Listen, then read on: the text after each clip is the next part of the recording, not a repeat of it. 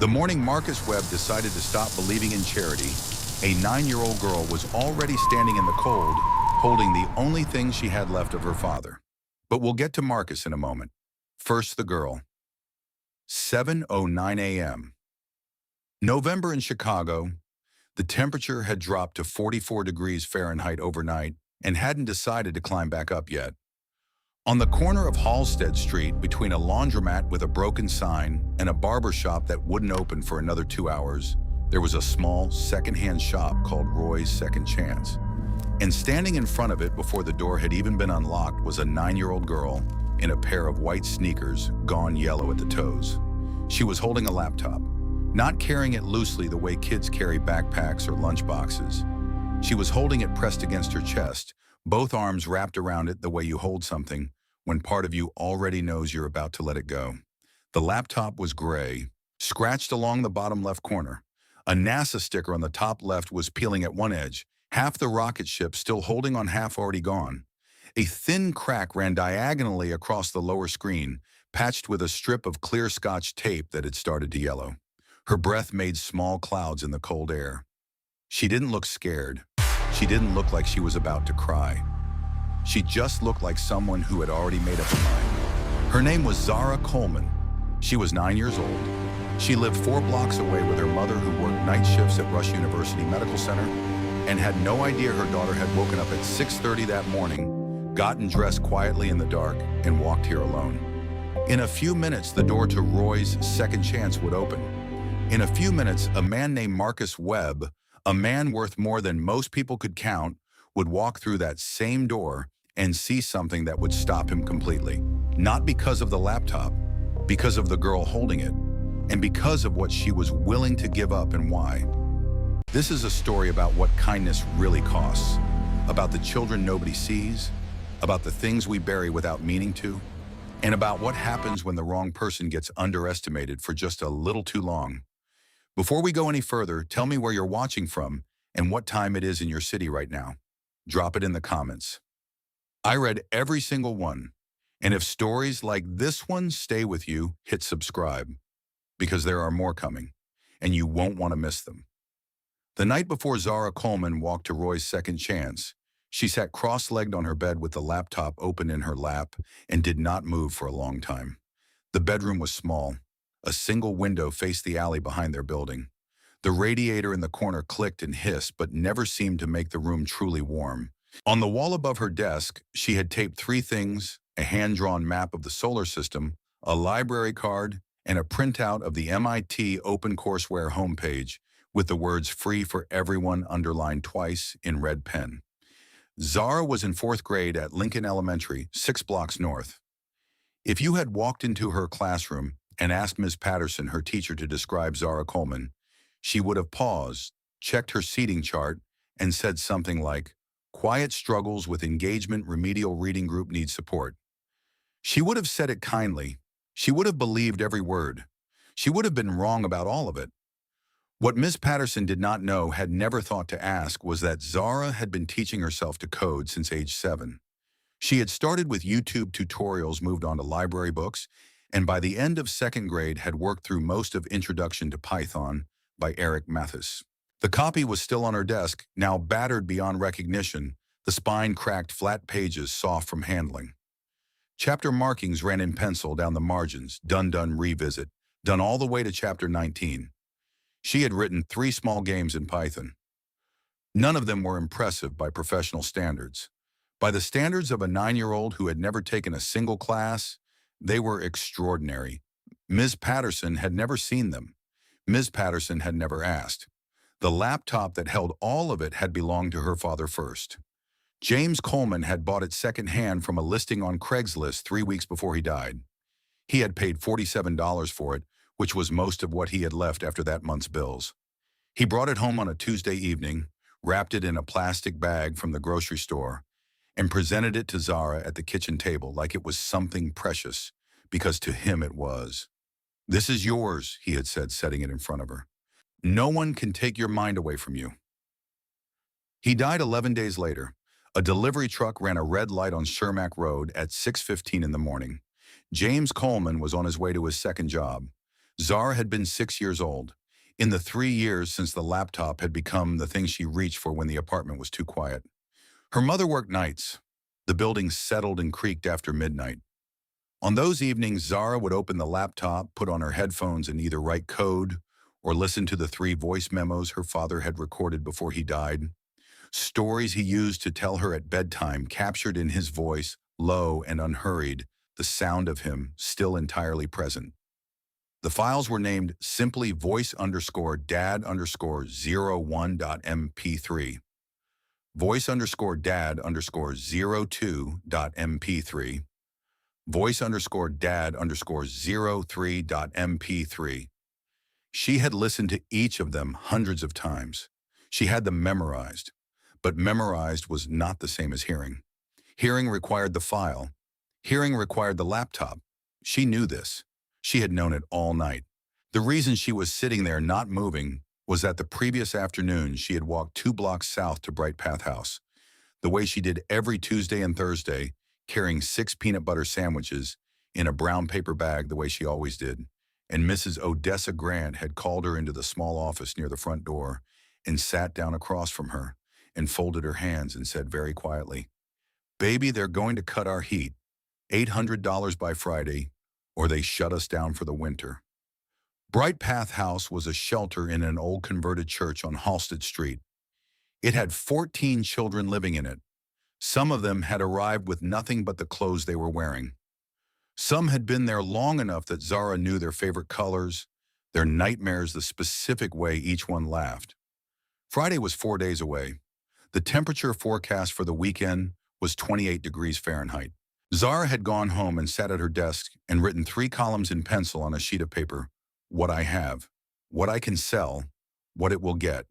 Savings $23, books approximately $10. The laptop she had looked up comparable models adjusted for condition, calculated a realistic secondhand price, maybe $60. Possibly $70 if she negotiated well. Still nowhere near $800, but it was a start. And if she could get the rest of the way somehow, she had not figured that part out yet. She had called Keisha at 9:17 p.m. Keisha Washington was her best friend, 2 classrooms down, the only person at Lincoln Elementary who knew about the MIT OpenCourseWare printout and did not find it strange. "You can't sell it," Keisha said immediately. "That's everything. That's your dad's voice." "I know." "Then don't." "Keisha, they don't have heat. It's November." Keisha was quiet for a long moment. "My dad said," ZARA continued, "the things you give away are the things that stay forever. He also said that to you, about himself." ZARA didn't answer. After she hung up, she sat for a while longer in the dark. Then she opened the laptop one more time, clicked on voice_den_03.mp3, and put her headphones on. Her father's voice filled the quiet. He was telling the story of a little girl who was small but not afraid, who saw things other people missed, who gave something away once and found afterward that she hadn't lost it at all, that it had simply moved somewhere larger, somewhere it could reach further than her hands ever could. ZARA listened to the whole thing without moving. When it ended, she closed the laptop slowly, both hands flat on the cover. She set it beside her backpack. She would carry it to Roy's second chance in the morning before school, before her mother came home from the night shift. She turned off her lamp. In the dark, she lay still and looked at the ceiling and did not cry. There was no point in crying over a decision that was already made. Roy's second chance opened at 7 a.m. on weekdays. Mr. Roy unlocked the front door himself the way he had every morning for 22 years. He was 63 heavy-set, with a gray beard trimmed close and a green canvas apron he wore over everything, regardless of the season. The apron had a pocket on the left side, where he kept a pen, a folded receipt pad, and a roll of price stickers. He had owned this shop longer than most of the businesses on Halsted Street had existed. He was turning the sign from closed to open when he noticed the girl standing outside. She was small, white sneakers yellow at the toes, a purple puffy jacket, the kind with the quilted panels faded at the shoulders from too many washes. She was holding a laptop against her chest with both arms. Mr. Roy held the door open. "You waiting on somebody?" "No, sir," ZARA said. "I'm here to sell this." He looked at the laptop, then at her.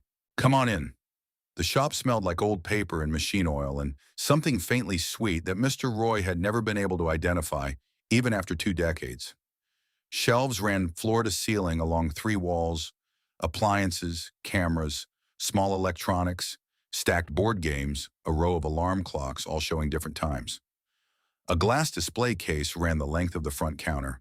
Behind it, Mr. Roy settled onto his stool, pulled his reading glasses from his apron pocket, and held out his hand. ZARA set the laptop on the counter. He turned it over, examined the casing, noted the crack across the lower screen, the scotch tape, the peeling NASA sticker. He opened it, powered it on, watched it boot. Screen's cracked, he said. Functional crack, ZARA said. Display integrity is unaffected. The tape is just to prevent further separation. Mr. Roy looked up slowly over the top of his glasses. It's running Linux, ZARA continued. Ubuntu 22.04. I wiped the original OS 2 years ago. Runs faster, more stable, no bloatware. RAM is 4 gigabytes, storage is 256 SSD. I replaced the original hard drive myself 18 months ago. Cost me $24 in parts. Mr. Roy set his pen down. Battery holds about 3 hours on a full charge, she continued, which is low, but the charging port is clean and the power brick is included. She reached into her backpack and placed the charger on the counter beside the laptop. I'd estimate fair secondhand value between $65 and $80 accounting for cosmetic damage. The shop was very quiet. Mr. Roy removed his glasses, cleaned them on his apron, replaced them, and looked at the girl standing across the counter from him. Kid, he said finally, where'd you learn all that? Self-taught, ZARA said. YouTube library books. Mostly Introduction to Python by Eric Matthews, and one MIT OpenCourseWare series, The Intro to Computer Science 1, 6.0001. You're 9 years old. Yes, sir. Mister. Roy tapped the counter twice with 2 fingers, a habit he had when he was recalculating something. He looked at the laptop again, looked at her again. $60, he said. That's a fair price given the screen. ZARA nodded once. She did not argue. She had already run the numbers. $60 was within her projected range, and Mr. Roy was not being unfair. She accepted the bills he counted out, folded them, and placed them in the small zipper pocket inside her backpack, alongside the $23 she had already saved and the $11 she expected to get for 3 paperback books at the used bookstore on 55th Street. Total $94. She needed $800. She was standing there doing the subtraction, $706 remaining, no clear path. 4 days when the bell above the shop door rang. She did not look up immediately. She was still thinking. The man who walked in was wearing a gray hoodie, dark jeans, and a pair of running shoes that looked more expensive than anything else about him. He was black, somewhere in his mid-40s, with close-cropped hair going gray at the temples. He carried nothing. He moved through the door the way people move when they know a space, well, not browsing, not hesitant, just present. He went directly to the shelf along the far wall where Mr. Roy kept the vintage electronics. Mr. Roy raised a hand in greeting. The man nodded back. Regular customer, clearly. ZARA was still at the counter, backpack on, not yet moving. She was looking at the laptop, still open, still on, and doing the kind of internal arithmetic that had no good answer. The man paused at the shelf, reached past a row of old transistor radios, and picked something up, examined it, set it back. Then, without appearing to intend it, he went still. He had heard her. Not all of it, he had only caught the tail end from the part about Ubuntu onward. But he had heard enough to stop moving. He stayed where he was, half turned toward the shelf, and listened to the rest. When Mr. Roy said $60 and ZARA accepted without flinching, the man set down what he was holding very carefully and turned around. ZARA was zipping her backpack closed. He looked at her the way you look at something that reminds you of a specific moment, not a general feeling, but a precise memory, a particular afternoon, the exact quality of light in a room you haven't thought about in years. He had stood in a shop not unlike this one, on this same street when he was 9 years old. He had been trying to sell a graphing calculator his uncle had given him because he needed bus fare and lunch money, and his mother had worked a double the night before, and he hadn't wanted to wake her. A man he had never seen before had walked in and paid for it, and then handed it back to him and said, "Keep it, kid. You're going to need it." He had never learned the man's name. He stepped away from the shelf. "Excuse me," he said. ZARA and Mr. Roy both looked up. Marcus Webb walked toward the counter. Marcus Webb had not introduced himself by name to a stranger in years. Not because he was arrogant, at least he hoped not, but because the moment he did something in the conversation shifted. Eyes changed. Posture changed. People stopped talking to him and started performing for him, which was an entirely different thing and considerably less useful. So he did not introduce himself. He simply walked to the counter, looked at the laptop still sitting open between them, and said, "What's the shelter?" ZARA looked at him carefully. Not with suspicion, exactly, more like the way you look at an equation before you decide whether to trust the setup. "Bright Path House," she said. "On Halstead, 2 blocks south." "What do they need, Rory?" $800 by Friday, for heating and utilities. If they don't have it by end of business, Friday the city cuts service Monday morning. She paused. "There are 14 children living there. The weekend forecast is 28 degrees. Marcus was quiet for a moment. "How do you know all that?" "I've been going there twice a week for 8 months, she said. "Tuesdays and Thursdays. After school." "Doing what?" She hesitated just slightly, the first hesitation he had seen from her. "Teaching," she said. "Teaching what? Code. Basic programming. I made worksheets." Mr. Roy, who had been pretending to reorganize a shelf of cables behind the counter, stopped pretending and just listened. Marcus looked at the laptop. "Is that what's on here?" "Some of it. I also started building a reading app. For the younger kids, some of them are 5, 6 years old, never been in a real classroom. I was trying to make it feel like a game so they wouldn't realize they were learning." She stopped. "It doesn't matter now." "Why not?" "Because the app is on the laptop." Marcus said nothing for a moment. He looked at the laptop with a different expression than he'd had before. Not at the hardware, but at what was inside it. "Walk me through what you built," he said. "The reading app." ZARA looked at him again with that measuring expression. Then she turned the laptop toward her, pulled up a file directory, and talked for 4 minutes without stopping.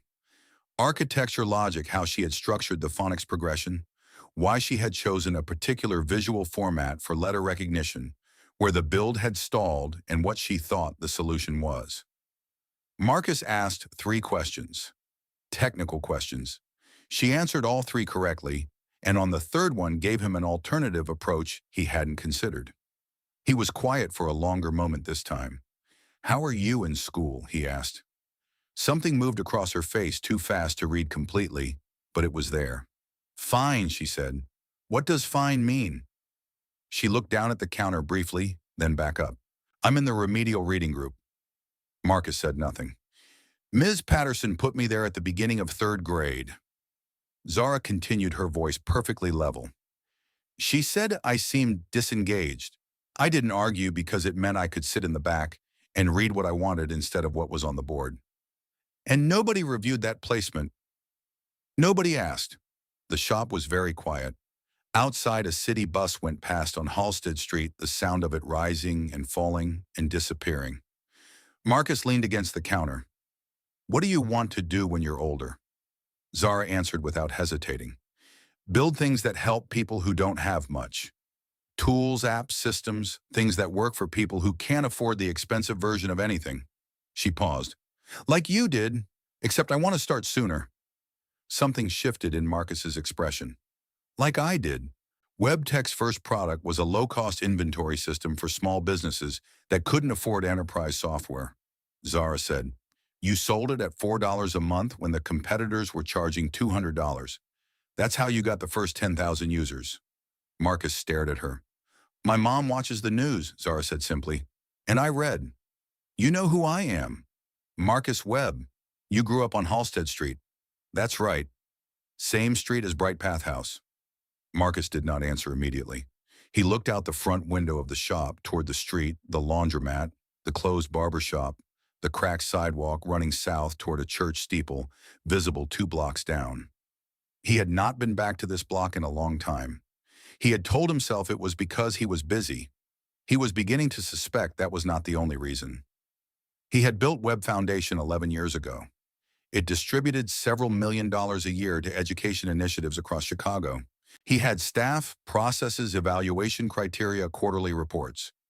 It was well run by every measurable standard.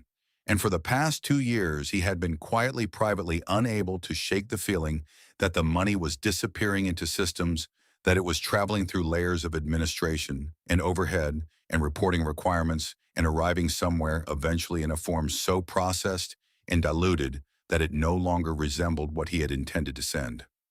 He had not told anyone that. He had not fully admitted it to himself until this moment, standing in Roy's second chance, looking at a 9-year-old girl who had bypassed every system entirely and simply walked to a shelter twice a week and taught children to code with handwritten worksheets. "I'll cover the $800, Masha," he said. Zara looked at him steadily. "Okay, I'll have someone transfer it directly to—" "No," she said. Marcus stopped. "I want you to come with me," she said, "in person, to Bright Path House, so I know the money actually gets there." He looked at her for a moment. "You don't trust me." "I don't trust systems," she said. "My dad taught me that." Marcus Webb, who had not genuinely laughed in longer than he could precisely remember, laughed. Not loudly, just a short, real exhale of something that had been held in too long. "All right," he said. "Let's go." Bright Path House sat between a vacant lot and a hair supply store on the west side of Halsted Street, in a building that had once been a Baptist church. The steeple was still there, but the cross had come down years ago and nobody had replaced it.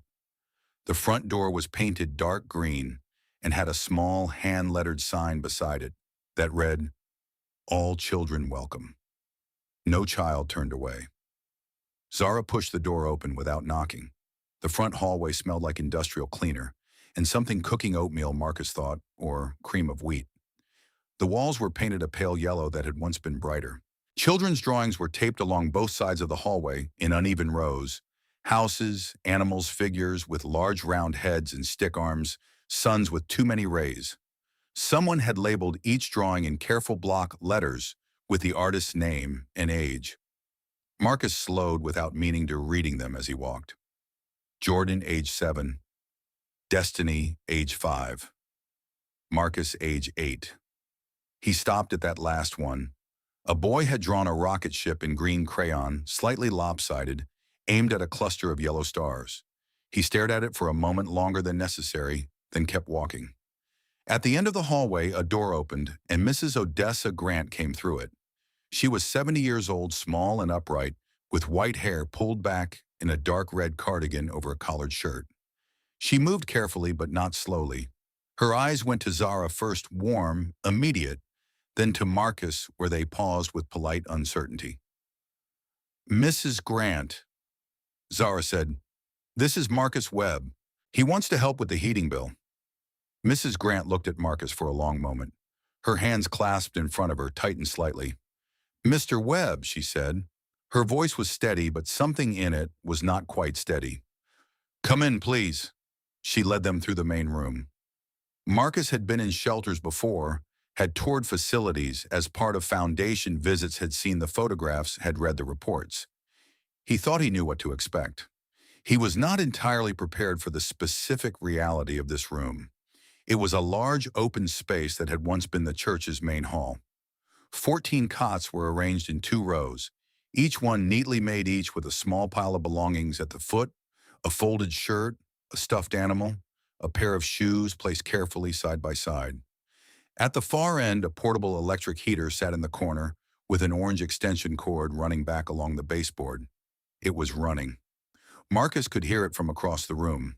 It was the only heat source he could see.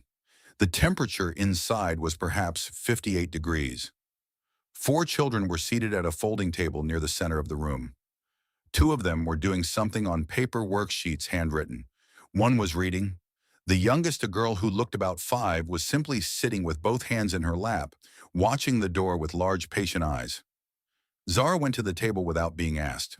She said something quiet to the children. The youngest one smiled. Marcus stayed where he was. Mrs. Grant stopped beside him.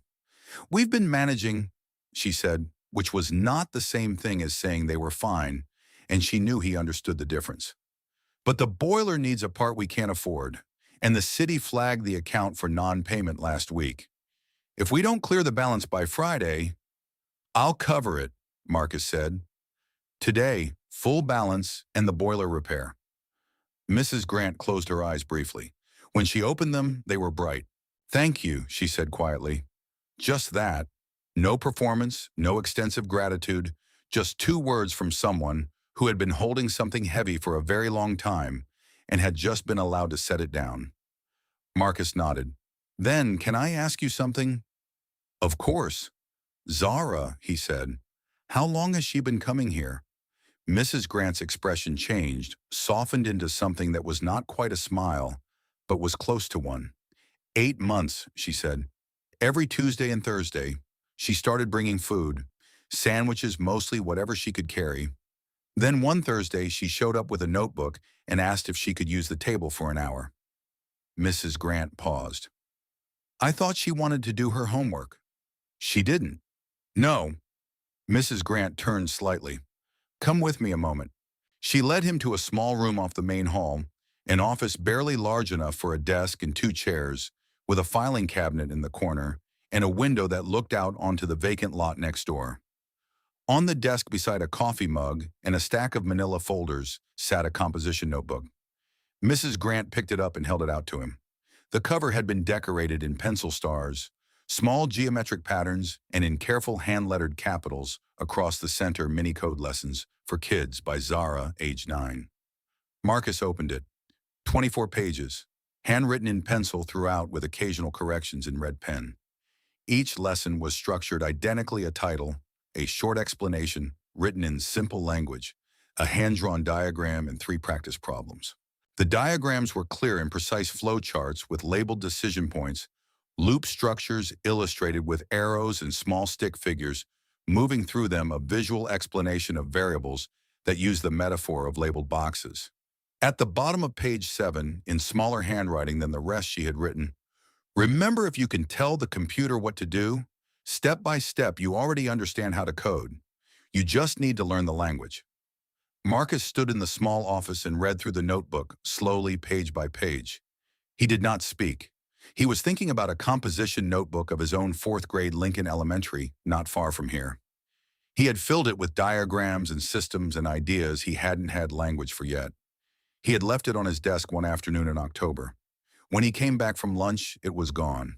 Ms. Hendricks, his teacher, had swept it into the trash, along with a pile of what she called doodles and distractions. She had not asked what was in it. She had not considered that it might matter. He had never told anyone that story. He closed Zara's notebook carefully, both hands flat on the cover, and looked up at Mrs. Grant. Her school, he said. What do they know about this? Mrs. Grant met his eyes. Nothing, she said. As far as I know, nobody has asked. Marcus set the notebook down on the desk. He stood very still for a moment. Then he reached into his pocket for his phone. They're about to, he said. The meeting at Lincoln Elementary was scheduled for Thursday morning at 9 a.m. Marcus had not announced who he was when he called. He had simply said he was a community member with concerns about a specific student's academic placement and requested a meeting with the principal and the student's classroom teacher. The school secretary had been polite but unhurried. We'll see what we can arrange until Marcus's assistant called back from a Web Foundation email address to confirm, and suddenly the appointment was available the following morning at 9. Marcus noted that. He did not comment on it. The principal's name was Mr. Gerald Douglas, mid-50s, dark suit, reading glasses on a lanyard, the careful, practiced warmth of a man who had spent 2 decades managing situations. He greeted Marcus at the front office with a firm handshake and led him to the conference room on the 2nd floor. Ms. Patterson was already seated when they arrived. A woman in her late 30s, brown hair pulled back a lanyard of her own with a small enamel apple on the clip. She had a gradebook open in front of her. She looked up when Marcus entered and gave him a professional smile that did not quite reach her eyes. She did not know why she was here. That much was clear. Marcus sat down across from them. He had brought a folder. He set it on the table but did not open it yet. Thank you for making time, he said. Of course, Mr. Douglas said. You mentioned a concern about a student, ZARA Coleman, Marcus said. Fourth grade. Miss Patterson's expression remained neutral, but something behind it recalibrated slightly the particular micro-adjustment of a person who has just heard an unexpected name and is rapidly reviewing their memory of it. Zara, she said. Yes, she's in my class. Can you tell me about her?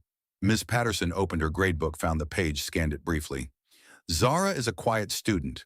She can struggle with staying on task during group instruction. I placed her in our remedial reading support group at the start of third grade because she was showing signs of disengagement and the additional support structure seemed appropriate. She paused. She's not a behavior concern.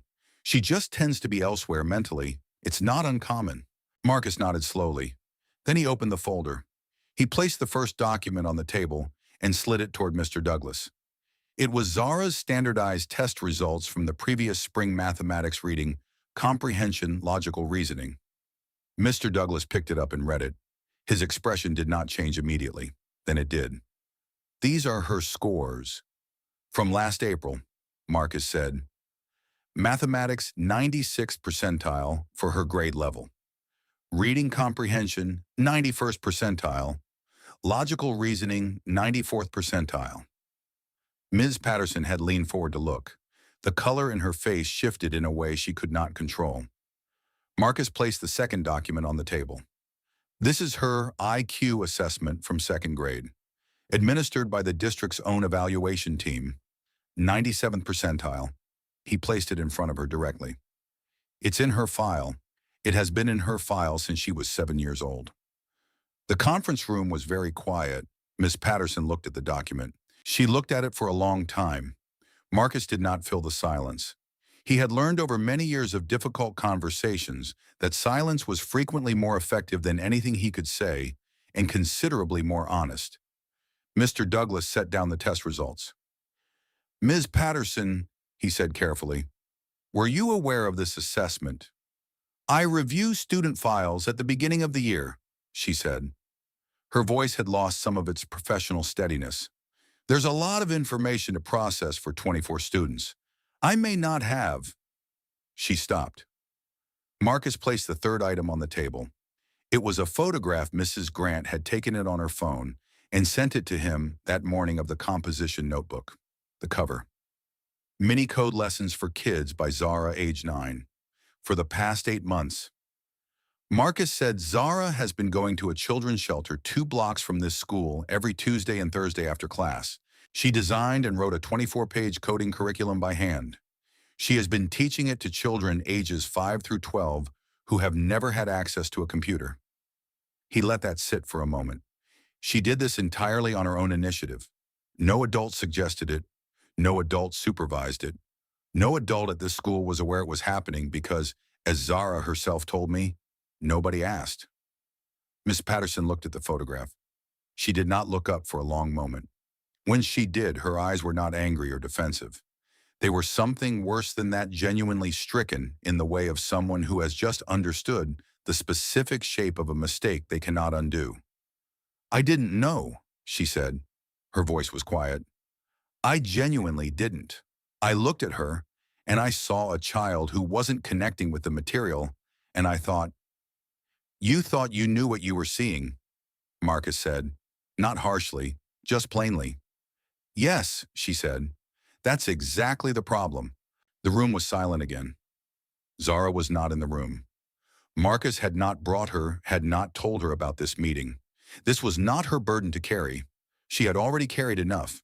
But he thought about her sitting in the back row of this woman's classroom for a year and a half.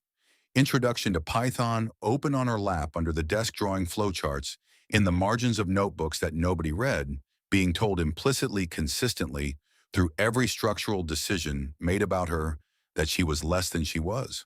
Not cruelly, not intentionally, just carelessly, which was its own kind of damage. Mr. Douglas straightened the documents in front of him. What would you like to see happen? He asked Marcus. Zara transfers to the Gifted and Talented program immediately, Marcus said. Full STEM scholarship retroactive to this semester. Her academic record is reviewed and corrected. And I would like the district to look at its placement review process Because if this happened to her, it has happened to others. Mr. Douglas nodded slowly. I think that's entirely reasonable, he said. Miss Patterson had not spoken again. She was still looking at the photograph of the notebook cover. Marcus watched her for a moment, the penciled stars, the careful letters, the name of a 9-year-old girl who had been sitting 12 feet away from her for a year and a half. He thought about saying something more. Then he decided against it. ZARA had looked at this woman not with anger, but with something quieter and more final, a kind of clear-eyed recognition that required no performance and asked for nothing in return. He would leave it at that. Outside the conference room window, the late November sky was a flat pale gray. Marcus gathered the folder, shook Mr. Douglas's hand, and walked out into the hallway. On the wall beside the stairwell, someone had taped a sheet of paper with a printed quote in large block letters: "Every child deserves a champion, an adult who will never give up on them." Marcus read it on his way down the stairs. He did not stop walking, but he made a note. 6 months later, Bright Path House looked like a different building. The dark green front door had been repainted same color by request of Mrs. Odessa Grant, who said she liked the green and saw no reason to change it. But the frame around it was new, and the steps leading up to it had been repoured in clean concrete, and the hand-lettered sign beside it had been replaced with a proper mounted plaque that read the same words as before: "All children welcome, no child turned away." Inside, the pale yellow walls were still pale yellow. Mrs. Grant had requested that too, but the boiler worked. The hallway was warm. The children's drawings were still taped along both walls in uneven rows. New ones added every week, old ones carefully preserved. And the room at the end of the hall that had once held 14 cots and a single extension cord heater had been divided and reorganized. There was still a sleeping area. There was also now a kitchen with a full-size refrigerator, a tutoring room with 4 long tables and bookshelves along every wall, and a smaller room at the back that had been added during the renovation in January. The sign on that room's door had been painted by one of the children, Destiny, age 5, now age 6, in yellow and blue, slightly uneven, entirely legible: ZARA's code room. Inside it, 12 laptops sat open on 2 long tables. Each one was new. Each one had a small sticker on the lid, a rocket ship aimed at a cluster of stars, the same image Marcus had seen in the hallway, drawing on his first visit. He had noticed it. He had not mentioned it to anyone. He had simply made sure the stickers were included when the equipment was ordered. It was 4:15 on a Tuesday afternoon. ZARA Coleman stood at the front of the room. She was wearing a dark blue sweater, no holes at the elbows. Her hair was pulled back. She had a composition notebook open in her left hand and a dry erase marker in her right, and she was drawing a flow chart on the small whiteboard mounted on the wall behind her, while 12 children between the ages of 6 and 13 watched from the tables. "Okay," she said, drawing an arrow between 2 boxes. "So the computer gets to this point, it has to make a decision. Yes or no, true or false. That's it. Those are the only 2 options." She tapped the diamond-shaped decision box she had drawn. "What do you think happens if neither answer fits?" A boy in the second row, Jerome, age 10, who had been at Bright Path House for 4 months and had told Mrs. Grant on his first day that he hated school, raised his hand. "You write a third option," he said. "Exactly," ZARA said. "You rewrite the question until the options make sense. That's not a computer thing, that's just good thinking." She turned back to the board. "Write that down." 12 pencils moved. From the doorway, Marcus Webb watched. He had arrived 20 minutes earlier, alone, without telling anyone he was coming. He had let himself in through the front door. Mrs. Grant had given him a key in February, an act so matter-of-fact and trusting that it had stayed with him longer than most things, and walked through the warm hallway and stood at the back of the code room without announcing himself. Mrs. Grant had found him there after a few minutes and stood beside him without speaking. They watched together. At the table nearest the window, a girl of about 7 was staring at her laptop screen with the focused, slightly open-mouthed expression of someone on the edge of understanding something. Her fingers moved over the keyboard slowly, deliberately. Then the screen changed. She sat back. She looked at what she had done. "It worked," she said to no one in particular. Just a statement of fact, quiet and certain. It worked, Zara confirmed from the front of the room without having been looking. She had heard it in the girl's voice. Marcus exhaled slowly through his nose. He was holding something. He had brought it with him, carried it from his car, held it the entire walk through the building, stood here with it for 20 minutes while Zara taught, and the children wrote things down, and Jerome raised his hand, and a girl at the window table made something work for the first time. It was the laptop, the gray one scratched along the bottom left corner, NASA sticker peeling at one edge, crack across the lower screen, with the yellowing Scotch tape. He had kept it. He had not sold it, not displayed it, not mentioned it to anyone. It had sat on the shelf in his home office for 6 months, and more than once he had thought about what to do with it, and each time he had decided to wait until he knew. He knew now. When Zara dismissed the class at 4:45, same time next Tuesday, and Jerome finished the worksheet and the children filed out past Marcus with the unself-conscious ease of kids who had accepted his presence without making a thing of it, Zara began erasing the whiteboard. She had not acknowledged him during the session. She had known he was there. He had seen the slight straightening of her posture when he arrived, but she had not broken her rhythm, had not performed for him, had simply continued teaching. He respected that more than he could have easily articulated. "Good class," he said. "Jerome is going to be good," she said, still erasing. "He thinks in systems already. He just doesn't know that's what it's called. You were the same way." She turned around, looked at him, then looked at what he was holding. Her expression did not collapse. It did not perform. It simply changed the way a room changes when someone opens a window, a shift in the quality of the air. "You kept it," she said. "I kept it," Marcus said. He walked forward and set it on the table in front of her. "I was going to donate it. Then I thought I should return it. Then I just held on to it because I didn't know yet." He paused. "I know now." Zara looked at the laptop. She did not touch it immediately. Marcus reached into his jacket pocket and took out a small rectangular label, the kind you print at home, plain white black text. He had typed it himself that morning, printed it, trimmed it carefully with scissors. He placed it on the table beside the laptop. Zara picked it up and read it. "Some things are worth more than their price." She set it down. She was quiet for a moment. Then she looked up at him. "There's still a file on here," he said. "I didn't open it. I want you to know that I saw it and I didn't open it." She understood immediately. Her hand moved to the laptop, rested flat on the cover. "Voice_dad_03, she said. "I think that one isn't for sale," Marcus said. Zara did not speak for a long moment. Outside the window, the late May afternoon light was coming in low and gold across the tables, across the 12 open laptops, across the whiteboard, where the flow chart was half erased, the decision box still visible, the diamond shape, the 2 arrows, yes and no. "My dad said," Zara said quietly, "the things you give away are the things that stay forever." Marcus nodded. "He was talking about himself," she said. "I didn't understand that when I was little. I thought he meant objects, things you could hold." She looked down at the laptop. He meant himself. He meant that by being who he was and then being gone, he stayed. In me. In what I do. She paused. He was right. Marcus looked at her for a long moment.